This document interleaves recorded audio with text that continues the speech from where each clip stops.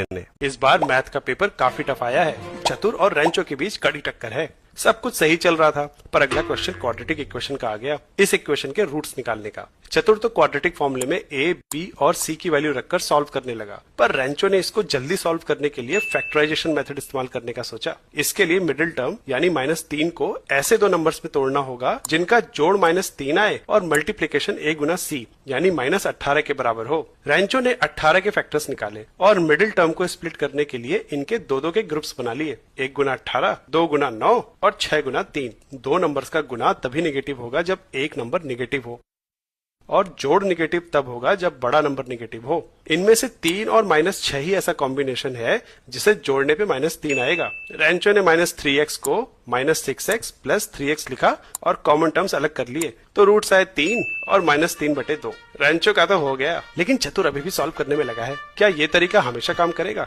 इस बार मैथ का सेनापति ने एक मछुआरे पे चोरी का आरोप लगाया। महाराज, इसे रात के 2 और फिर सुबह 6 बजे घाट पे देखा गया और इसी दौरान बंदरगाह पे चोरी हुई। ये जरूर चोरी करके वापस लौटा होगा। ये सुनकर गणितज्ञ वास्तुराम बोले, घाट और बंदरगाह के बीच 80 किलोमीटर की दूरी है। क्या ये दूरी 4 घंटे में 2 बार तय हो सकती है? जरूर इसको नदी के बहाव का फायदा मिला होगा। नदी का बहाव लगभग 10 किलोमीटर प्रति घंटा होगा। अगर नाव की गति x मान ले तो धारा के साथ मछुआरे की गति x + 10 होगी और धारा के विपरीत x - 10। बंदरगाह जाने का टाइम होगा 80/x + 10 और आने का 80/x - 10। मान लो मछुआरा कहीं नहीं रुका तो ये जोड़ के 4 घंटे हुए। ये सॉल्व करने पे क्वाड्रेटिक इक्वेशन बनेगी x² - 40x - 100 = 0। क्वाड्रेटिक फॉर्मूले में a, b और c की वैल्यूज रखें तो x की 2 वैल्यूज आएंगी। नाव की गति पॉजिटिव ही होगी, मतलब चोरी करने के लिए मछुआरे को नाव 42.36 किलोमीटर प्रति घंटे की गति से चलानी पड़ेगी।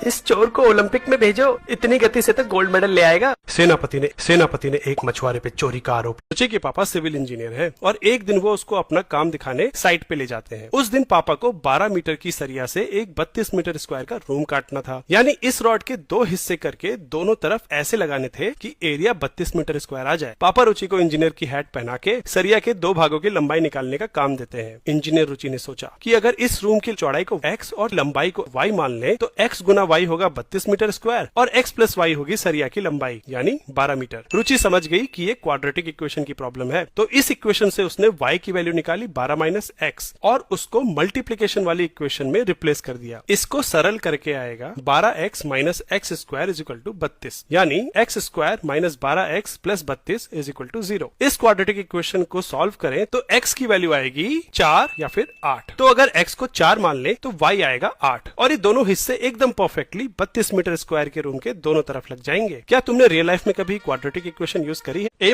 - b गुना a + b से a² - b² को डिराइव करना तो आसान है, लेकिन क्या तुम a² - b² से a - b Guna a + b तक आ सकते हो? अब ये मत कहना कि +ab और -ab कर दो, ये तुक्का बिना पढ़े नहीं लगता। लेकिन अगर थोड़ा इमेजिनेशन यूज करो तो ये डेरिवेशन काफी मजेदार हो सकता है। a² को हम एक स्क्वायर की तरह इमेजिन कर सकते हैं जिसकी साइड की लंबाई है a। आखिर पावर 2 को स्क्वायर ऐसे ही नहीं कहते। इसी तरह b² का भी एक स्क्वायर बना लो। अब दोनों स्क्वायर्स की एरियाज को माइनस कर दो। जो एरिया बचेगी उसको हम 3 पार्ट्स में डिवाइड कर सकते हैं। एक स्क्वायर जिसकी साइड है a - b और 2 रेक्टेंगल्स जिनकी साइड्स हैं b और a - b। इन रेक्टेंगल्स को ऐसे अरेंज कर दें तो एक बड़ा रेक्टेंगल बन जाएगा जिसकी साइड्स होंगी a - b और a - b + 2b और इस रेक्टेंगल का एरिया होगा a - b Guna a + b। देखा कैसे हमने एरियाज ऑफ रेक्टेंगल यूज करके बड़े ही आसान तरीके से a² - b² = a - b Guna a + b proof कर दिया। क्या इसी तरीके से तुम क्वाड्रेटिक इक्वेशन का सोल्यूशन डिराइव कर सकते हो? सोचो।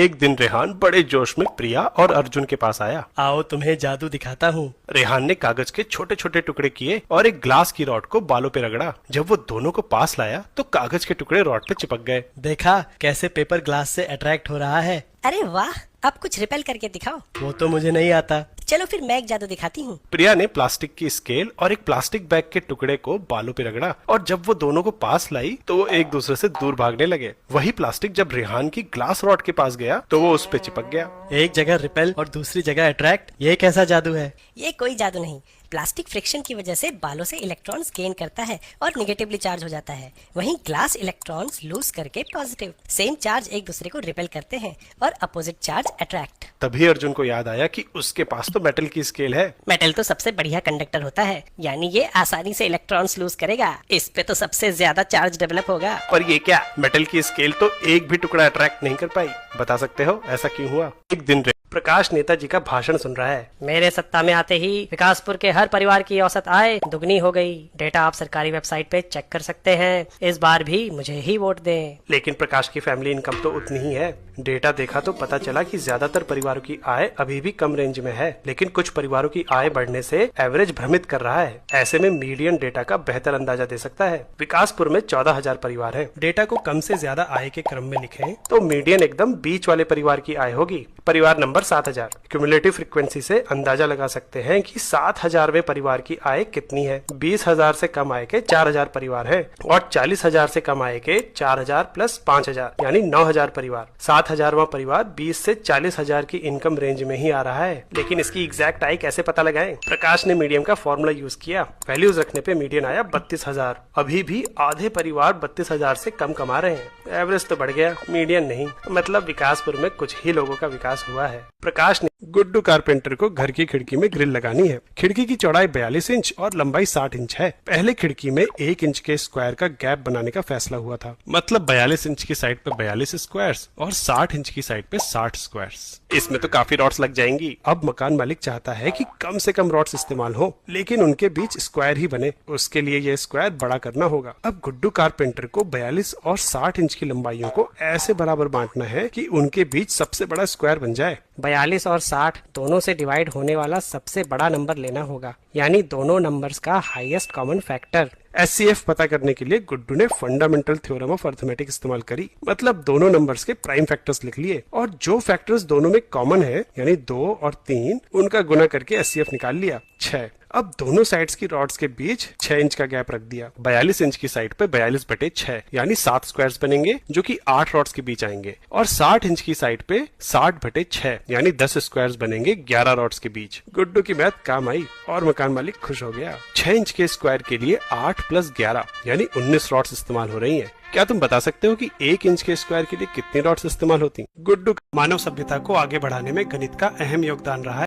माया की क्लास में आज कूलम्स लॉ पढ़ाया गया, जिसके अनुसार दो चार्जेस के बीच की इलेक्ट्रोस्टैटिक फोर्स उनकी दूरी के स्क्वायर के इनवर्सली प्रोपोर्शनल होती है। मतलब अगर दूरी दुगनी होगी तो फोर्स 1/4 हो जाएगी और दूरी आधी हुई तो फोर्स 4 गुना। पढ़ तो लिया, लेकिन ऐसा क्यों होता है कुछ समझ नहीं आया। माया किताबों में जवाब ढूंढ ही रही थी कि तभी बिजली चली गई। माया ने जलाई कैंडल। उसने गौर किया कि कैंडल की रोशनी पास वाली दीवार पे काफी तेज है लेकिन कम एरिया में फैली है, वहीं दूर वाली दीवार पे इंटेंसिटी काफी कम है लेकिन एरिया बड़ा है। उसके दिमाग की बत्ती जली। कैंडल लाइट एक चार्ज की तरह पॉइंट सोर्स है जिसकी रोशनी हर डायरेक्शन में बराबर फैलती है। अगर कैंडल की रोशनी यानी एक समय पे निकलने वाले फोटॉन्स की संख्या को n मान लें तो r डिस्टेंस की दूरी पे सारे फोटॉन्स 4πr² एरिया के स्फीयर पे यूनिफॉर्मली फैले होंगे। तो पर यूनिट एरिया पे n/4πr² फोटॉन्स होंगे, जिसकी वजह से इस एरिया पे रोशनी इस एरिया के मुकाबले काफी कम होगी। ऐसा ही चार्जेस के साथ भी होता होगा। बिल्कुल। चार्ज से कैंडल की तरफ फोटॉन्स तो नहीं निकलते लेकिन उसका प्रभाव भी स्फीयर के रूप में ही फैलता है। पर यूनिट एरिया पे इसके प्रभाव को इलेक्ट्रिक फील्ड कहते हैं। और यही इलेक्ट्रिक फील्ड दूसरे चार्ज से इंटरेक्ट करके फोर्स जनरेट करती है। अब समझ आया कि इनवर्सली प्रोपोर्शनल टू r² का क्या मतलब है। माया की क्लास। आदित्य के पापा आर्किटेक्ट हैं और उन्होंने कॉलोनी में बनने वाले वर्गाकार पार्क का मॉडल तैयार किया है। पार्क में 4 राइट एंगल ट्रायंगल शेप के बगीचे हैं और बाकी का एरिया प्लेग्राउंड है।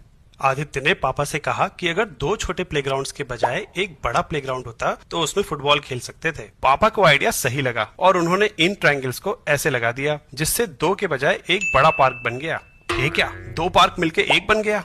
आदित्य ने दोनों मॉडल्स को ध्यान से देखा। इन ट्रायंगल्स के साइड्स हैं A और B और हाइपोटेन्यूस C। दोनों मॉडल्स में स्क्वायर की साइड्स ट्रायंगल की दोनों साइड्स के जोड़ के बराबर हैं, A + B, तो इनका एरिया भी बराबर होगा। और क्योंकि ये 4 ट्रायंगल्स दोनों मॉडल्स में कॉमन है तो इन प्लेग्राउंड्स का एरिया भी दोनों डिजाइन में बराबर होगा। इस मॉडल में प्लेग्राउंड बने हैं A और B साइड के स्क्वायर से, तो ये एरिया A² + B² होगा। और इस मॉडल में प्लेग्राउंड C साइड के स्क्वायर का है तो एरिया C² होगा। मतलब A² + B² बराबर होगा C² के। अरे ये तो पाइथागोरस थ्योरम है। जाने अनजाने में ये प्रूव हो गई। आदित्य के पापा आखिर बिना क्या सरफेस एरिया यूज करके अपने सर के बाल गिन सकते हो? एक दिन इकबाल बाल कटा के घर आता है। उसके बाल इतने छोटे हो गए हैं कि आराम से गिने जा सकते हैं। तभी उसे आइडिया आता है और वो अपनी बहन जारा को उसके सर के बाल गिनने को बोलता है। जारा को पता है कि ये नामुमकिन है, लेकिन तभी उसके दिमाग में एक आइडिया आता है। वो इकबाल के सर के बाल वाले हिस्से को एक हेमीस्फेयर की तरह इमेजिन कर लेती है और एक मेजरिंग टेप से उसका सरकमफ्रेंस निकाल लेती है, जो कि आया 54 सेंटीमीटर। क्योंकि circumference 2 Guna pi Guna are होता है, तो इकबाल के सर का रेडियस आएगा 54/2 गुना पाई, यानी 8.6 सेंटीमीटर।